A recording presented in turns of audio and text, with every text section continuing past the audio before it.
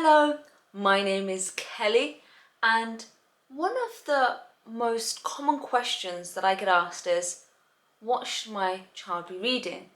Now, you might have a child who absolutely loves reading, or you might have a child who's a very reluctant reader. Well, what do you do? And another really common question is when their kid is preparing for an important exam, for example, the 10 plus or the 11 plus. We all know that these exams are very rigorous and that they are highly academic. Recently, there was an exam whereby they drew on Shakespeare's Macbeth. Now, for adults, that can be quite daunting. So can you imagine an 11-year-old having to sit an exam and look at a comprehension with Macbeth? So what is the key takeaway? Well, you could try and force your child to sit with the works of Shakespeare or Charles Dickens, but to be perfectly honest, it's not going to be very fruitful for you or your child. So instead, what I would recommend is reading a little and often and reading from a variety of texts. In fact, although this may seem very controversial, it's about the quality of analysis and the skills that you nurture in your child that are in some ways far more important than the texts themselves. And I'm going to use some of my own books here to illustrate the point. So for example, I'm actually a big fan of comics and I particularly love Marvel. Now, some parents whose children enjoy comic books or indeed, some of the books that are they're like comics but they're not, for example, Diary of a Wimpy Kid comes to mind, Diaries of a Dork, or Dork Diaries I think is the actual name. Now, the reason why parents are concerned is because they know that there's not a lot of high-end vocabulary or description. It's quite cartoony. However, this is Wolverine versus Punisher. Now, I'm not recommending that you have young readers read it, but again, they may like Spider-Man. But really, what can we get from this that can be useful for the 11 plus or indeed for their analysis skills and nurturing their reading? So if we look at the back, it starts off with a rhetorical question, and I apologize to anyone who doesn't like this genre or who are averse to violence in any way. So this is a brief warning and caution for you. So which are better, claws or guns?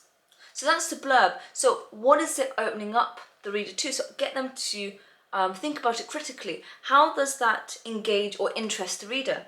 Well, it's engaging because it's a rhetorical question. It hooks us. It gets us thinking. And then we've got which are better. So then you can even look at it from a grammatical point of view. What kind of word is better? Well, it's a comparative. And then we have, so then what does that lead you to think? Well, it leads you to think that perhaps there's going to be opposition, there's going to be conflict, and that you're going to have to decide and evaluate which is best. So then you could start a long, inquiry into, well, how do you evaluate? How do you decide what is best, what is better? And, you can look at it in terms of socially, practical, morally. So again, it gets your child to think and engage critically. And then it continues. And then if depending on your child, you've got claws or guns.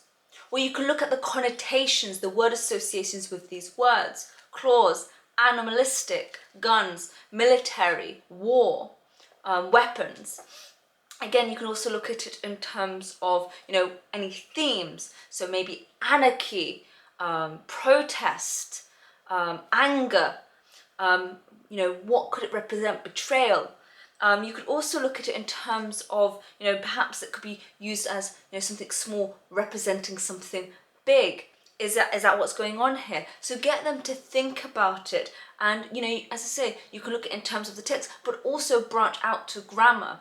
And then if we continue reading the blurb, find out in this brutal collection of Wolverine Punisher fights and begrudging team-ups. From their first throwdown in the heart of Africa, there's no love lost between these two stone-cold killers, whose combined body count is off the charts. And I don't know if you can see that clearly. You can see that there's a lot of a lot going on, even though it's quite small. So again, you can ask them, how does it open to interest the reader? Well, you've got the imperative, find out. So again, what is that doing? Well, it starts off very immediate. Maybe it sets the tone for the piece. And again, look at the adjectives. There's emotive words, brutal, begrudging, exclamatory sentences. So again, it wants you to feel excited. So you can then ask your child, how does it want you to feel? What words make you feel this way?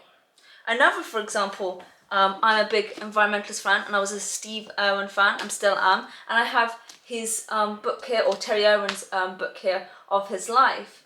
And again, this is obviously very different if you look at the back. It starts off with this quote from it. Steve had a broad, easy smile and the biggest hands I had ever seen. I could tell by his stature and stride that he was accustomed to hard work. He came up to me and with a broad Australian accent said, "G'day, mate." So again, what do you take away from that? Well, again, it's anecdotal. So again, you can get the difference. This is imperative, hard hitting, almost in your face, whereas this one is definitely gentler and friendlier.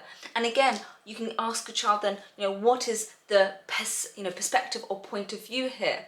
And again, it's obviously somebody of relationship. There's obviously still contrast here. You've got Steve and then the proper noun and then I. So there's a separation.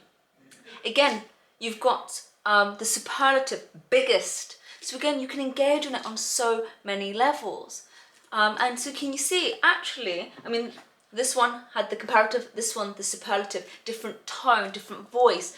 It's structured differently. So again, by raising your child's awareness of how they critically analyze, it doesn't matter what comes up in the text. And then again, just to expose them to things that they may not understand or may not be so interested in. I've got Shakespeare's Julius Caesar, and again, one of my favorite plays. And again, if we just open it up, I'm going to look towards the end actually. Bear with me, apologies for this. So we've got here,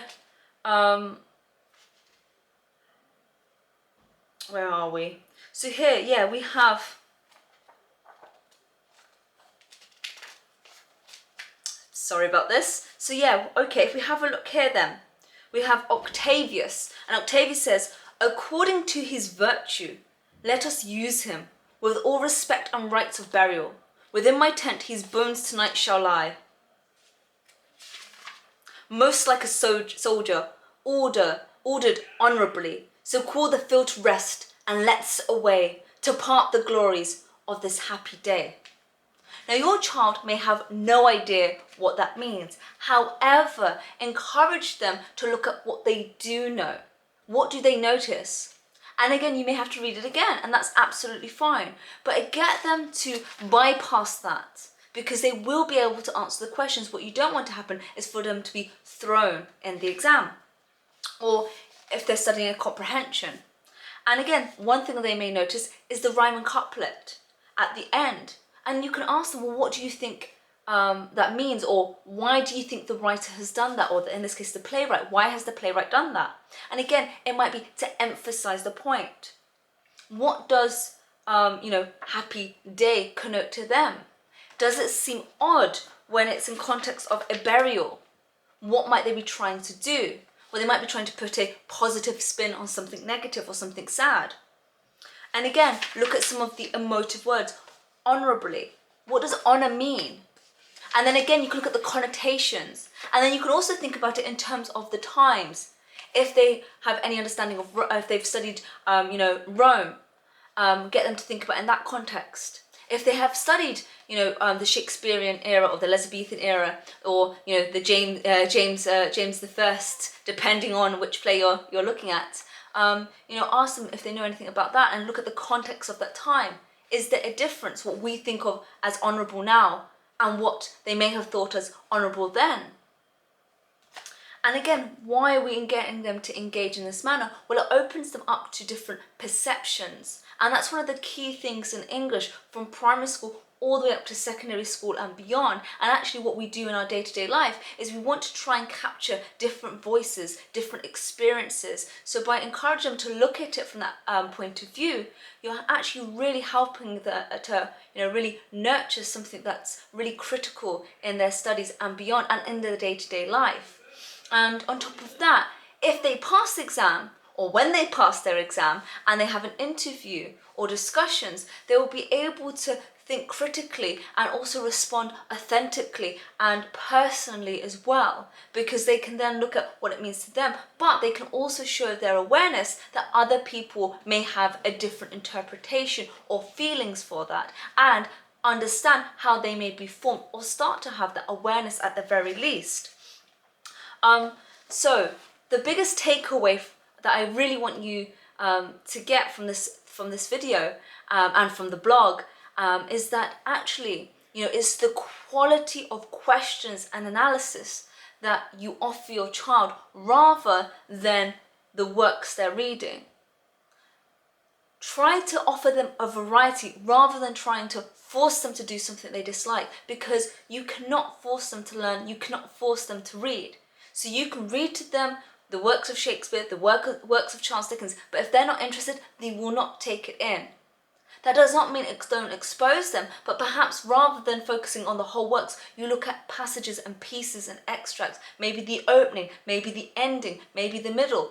And then if you vary it up, you can also ask, well, actually, how is the opening different to the end? Get them to think about it structurally. Think about in terms of the story arc, the beginning, the climax, the middle, the end, the resolution. Is it a cliffhanger? Think about how does it engage you? Or equally, how does it disengage you? Get them to be evaluative. If they dislike it, that's absolutely fine. But why? If we've got 3 different works here, how are they different? Are they different because of their genre, their mode?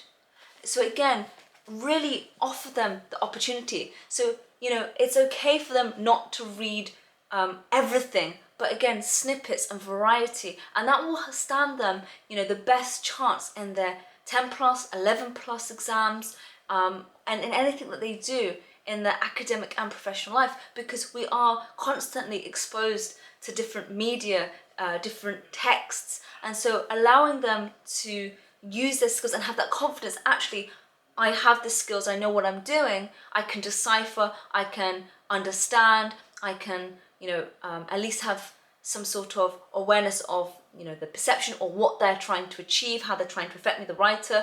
That will, help them so much. Please feel free to reach out if there's any questions. Remember to comment below, and I look forward to seeing you in the next video. Bye for now.